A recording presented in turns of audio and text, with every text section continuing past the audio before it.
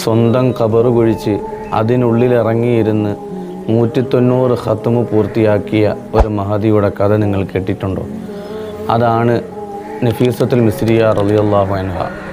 നബി സല്ലല്ലാഹു അലൈഹി വസല്ലമ തങ്ങളുടെ കുടുംബ പരമ്പരയിലെ പുണ്യവതി, ഈജിപ്തുകാരുടെ പ്രിയപ്പെട്ട സയ്യിദ നഫീസ. അവർക്കൊരു പ്രത്യേകതയുണ്ടായിരുന്നു.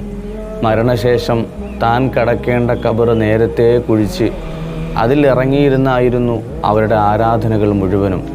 റമളാൻ 15 മഹദിയുടെ മരണസമയമെടുത്തു.